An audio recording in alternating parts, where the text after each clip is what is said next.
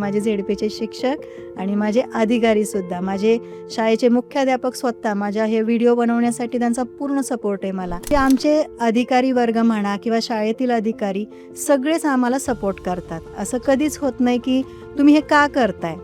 आज आमच्या मराठी शाळेचं नाव होतं हे काय वाईट आहे का. आणि सोशल मीडिया असा आहे की या प्लॅटफॉर्मवर जर मी माझ्या शाळेविषयी सांगत असेल तर ते जगभरात पसरते. केवळ महाराष्ट्रात किंवा पुण्यापुरतं नाही, पुणे जिल्ह्यापुरतं नाही, तर पूर्ण जगभरातून ह्या सगळ्या गोष्टींचं कौतुक केलं जाते. आपल्या शाळांमध्ये काय चालतं ते जगाला कळू द्या. वाईट सगळीकडे लगेच पसरतं, चांगल्या गोष्टी का नको पसरायला. मग मी त्याच्याकडे वळले. सोशल मीडियाचा मी आधार घेतला. इंस्टा, फेसबुक, यूट्यूब सगळीकडे मी टाकायला सुरुवात केली. म्हणजे आमच्या झेडपीचं तुम्हाला एक कौतुक सांगावंसं वाटेल मला. आम्ही झेडपीचे जे शिक्षक असतो आम्ही ऑलराऊंडर असतो.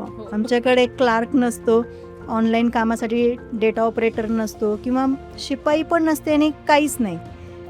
वर्ग झाडण्यापासून ते ह्या ऑनलाईन कामापर्यंतची सगळी कामं आम्ही करतो.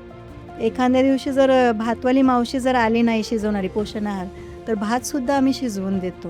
आत्ता जे आपले लोकसहभागातून तर भरपूर होते, पण आपली जिल्हा परिषद पण भरपूर खर्च करते. तुम्ही जर प्रस्ताव दिला तर आमच्या 6 खोल्या मंजूर झालेल्या आहेत. 3 खोल्यांचं बांधकाम झालेलं आहे. 3 खोल्यांचं आता बांधकाम सुरू होते. म्हणजे ह्या ज्या गोष्टी आहेत थोडंसं धडपड करावी लागते.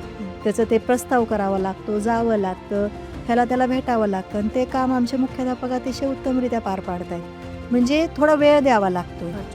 तुम्हाला या पूर्वपट्ट्यात तर भरपूर NGO आहेत जे स्वतःच्या CSR फंडातून पण आपल्या शाळेला मदत करतात. जिल्हा परिषदेच्या शाळा खरंच रूप बदलत आहेत. आधीची जी शाळा होती अशी 4 भिंती आणि उतरत्या छपराची, तशी तुम्हाला तर खूप कमी बघायला मिळेल. एकदम ग्रामीण भागात आहेत तशा.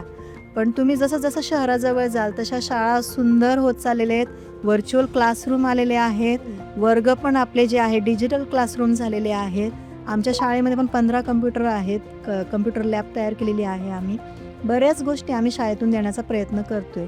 म्हणजे असं नाही आहे की जिल्हा परिषदेची शाळा म्हटल्यानंतर काही नाही, तिथं काहीच होत नाही. तुम्ही एकदा येऊन बघा शाळेत. तुम्ही जर स्वतः अनुभवच घेतला नाही तर तुम्हाला काय कळणार.